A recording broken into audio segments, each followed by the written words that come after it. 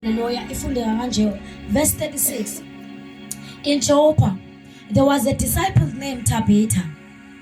In Greek, her name is Dorcas. She was always doing good in helping the poor. About that time, she became ill and died, and her body was washed and placed in an upstairs room. 38. Lydda was near Joppa. So when the disciples heard that Peter was in Lydda, they sent 2 men to him and urged him, "Please come to us." That is 39. Peter went with them, and when he arrived, he was taken upstairs to the room. All the widows stood around him, crying and showing him the robes and other clothes that Dorcas had made while she was still with them. 40. Peter sent them all out of the room. Then he got down on his knees and prayed. Turning towards the dead woman, he said, "Tabitha, get up." She opened her eyes, and seeing Peter, she sat up. He took her by the hand and helped her with her feet. Then he called for the believers, especially the widows, and presented her to them alive. This became known all over Joppa, and many people believed in Jesus. Peter stayed in Joppa for some time with a twin named Simon. Hallelujah. Bazalwane ngithe mangibuka izolo ukuthi ngizoshumayela. Hallelujah. Ngafikelwa ile verse yalo mama uDorcas. Hallelujah. Jesus. Siyezwa abathandekayo ukuthi ngumama owayesiza abaphuwa. Hallelujah. Ngumama owayeziwa ngokusiza. Hallelujah. Endaweni ngumama owaziwa bathandekayo ngokuthanda ukusiza. Hallelujah. Uthiwa bathandekayo lo mama wayenenhliziyo enhle. Hallelujah. Kuthiwa bathandekayo wawungahlupheki lo mama ekhona. Hallelujah. Wayenesandla esiphanayo. Hallelujah. Kodwa siyezwa bathandekayo ukuthi kwafika ilanga lokugula kwakhe. Hallelujah. Wagula lo mama kwaze kwafikela isikhathi sokuthi ashone. Hallelujah. Kuthiwa bazalwane lapho uthe maseshona. Hallelujah. Wawashwa umzimba wakhe, kodwa umzimba wakhe awuzange uwashwe bese uyabekwa. Siyezwa bathandekayo kuthiwa umzimba wakhe wawashwa bese uyathathwa wabekwe upstairs. Hallelujah. Akanguye nabani na ke bazalwane obekwe upstairs. Hallelujah. Kuthi umzimba walo mama bathi babeqeda ukuwasha bawubeke upstairs. Hallelujah. Kuthiwa hallelujah kunabafundi ababekhona bazi ukuthi kunendodana kaNkulunkulu uPeter. Hallelujah. Ususeduze nendawo. Hallelujah. Kuthiwa bathumela amadoda amabili ukuthi awambize afike uPeter le ndaweni. Ngiyathemba ke bathandekayo besiza ukuthi la madoda akwazi bezwe ukuthi kunoPeter endaweni. Ayamazi uPeter ukuthi ngumntana kaNkulunkulu. Hallelujah. Futhi usebenzela uNkulunkulu babemthembile uPeter. Hallelujah.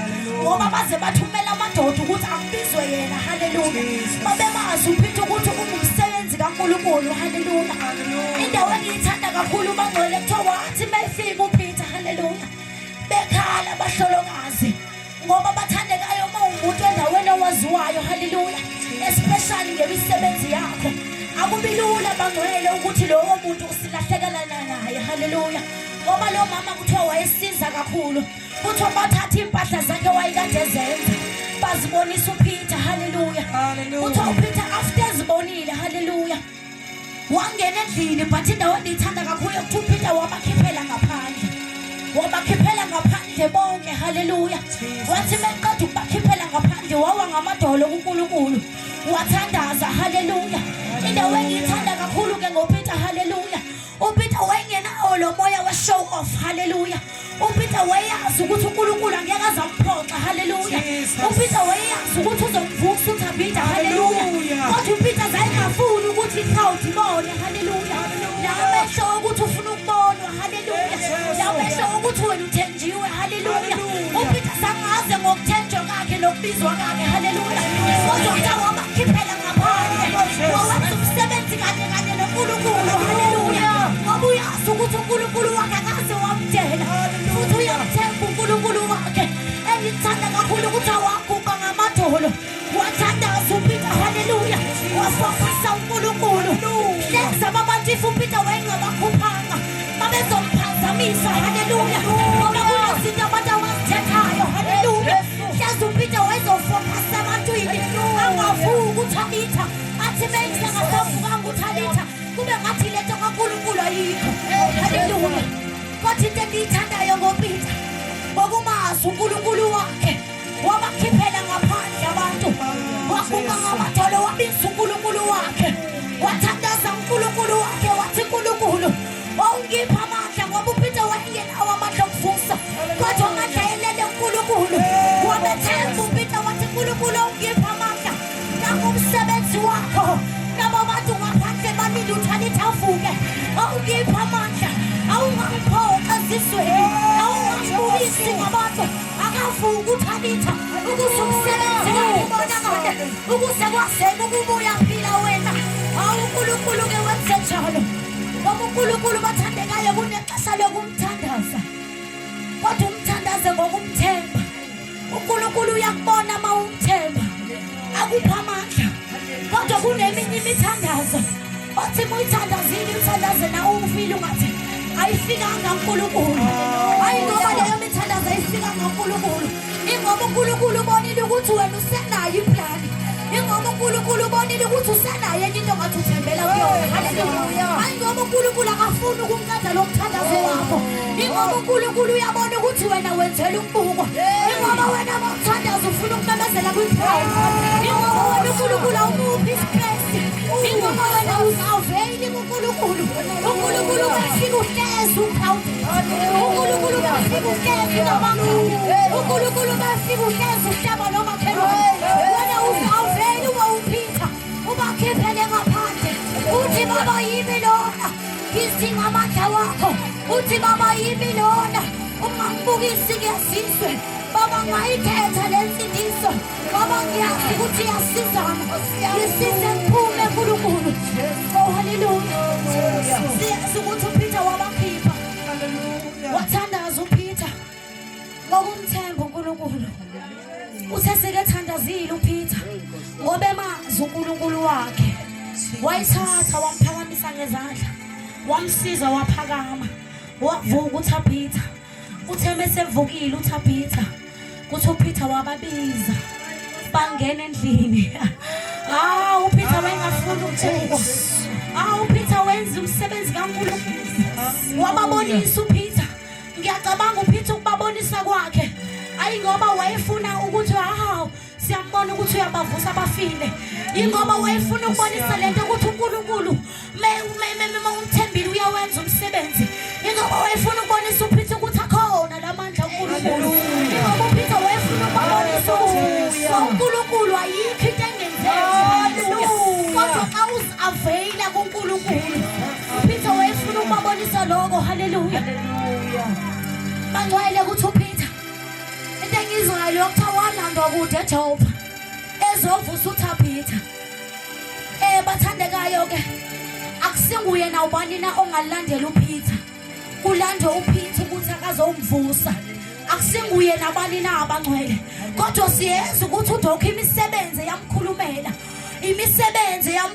uDoka ukuthi ubathandekayo aba-disciples zide ziyobiza uPeter ingoba zazimazi imisebenzi kaDoka ingoba zazilahlekelwe. Haleluya. Ingoba uDoka abazalwane wayengashumayele esontweni kuphela kodwa nezenzo zikaDoka zazishumayele. Haleluya.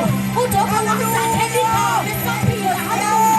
Manje bathandekayo kwaba nzima ukuthi bamyeke lo ukuthi ashone kanjalo ngoba wayimama bemazi ukuthi izenzo zakhe zazishumayele esaphila inkambo yakhe yayishumayele esaphila yonke into wayeyenza uDoka wayengaphelele esontweni. Haleluya. Ngizosho nje bathandekayo kule Sunday yokugcina abantu abasha engathi singazakhela igama engathi singaba ngoDoka abokugcina engathi singaba ngoDoka abangabiziyo uPeter ukuba sizovuswa ngemini yokugcina uThabitha wethuvuka. Haleluya. Oh haleluya. Uyavusana uNkulunkulu. Haleluya.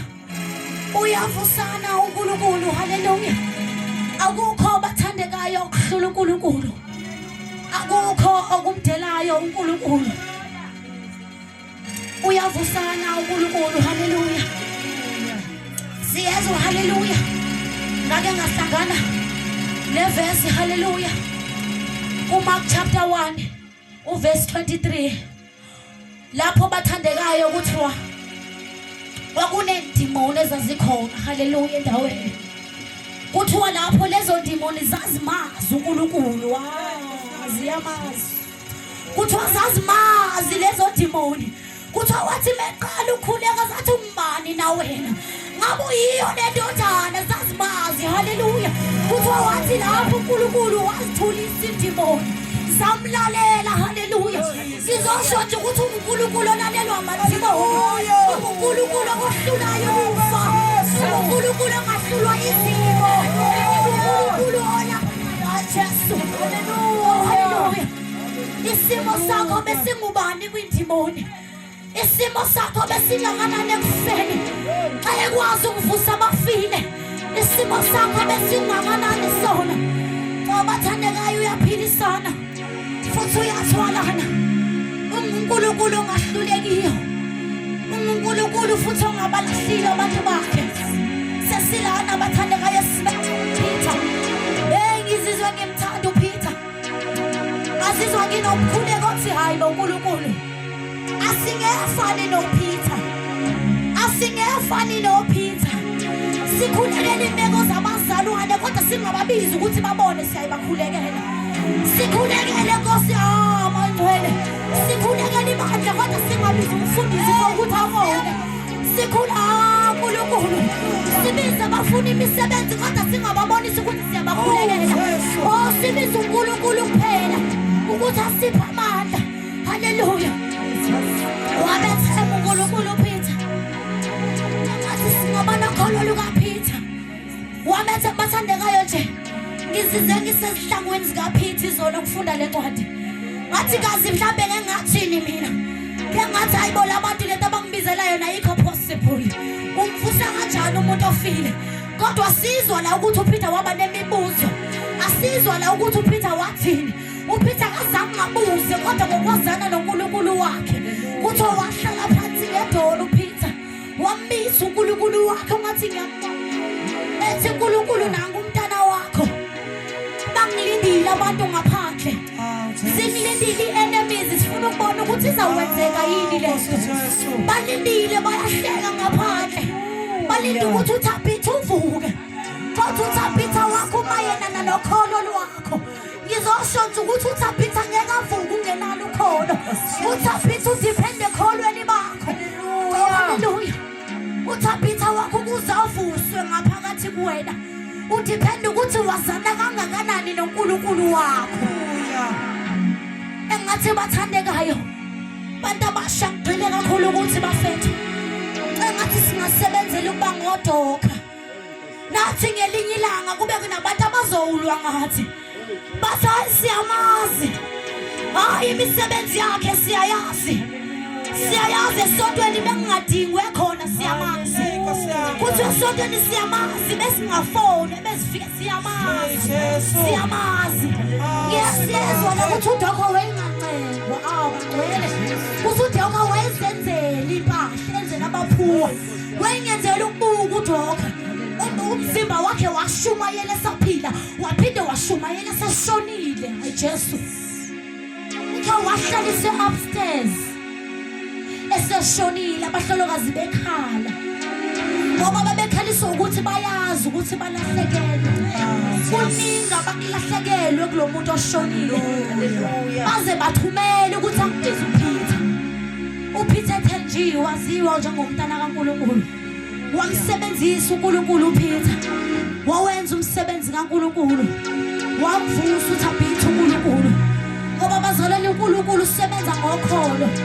Mawukuthi lento oyithandazelayo uyayikholwa, uNkulunkulu uyasebenza bathandekayo.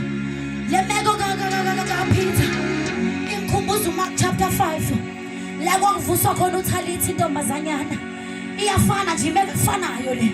La kwakuvuswa khona uThalitha, kuthiwa khona bathandekayo nalapho uNkulunkulu Jesu, kuthiwa wangena nabafundi bakhe, kuthiwa wayehamba nesixuku, kodwa wathi mayevusa intombazana wangangeni nesixuku wathatha abathile. Ngoba kunabantu bathandekayo endleleni abangahambi ngoba sihamba, kunabantu bathandekayo abahamba nathi ngoba bathi sifuna ukubona uzophelela kuphi, kodwa kuthi uNkulunkulu kuleso sixuku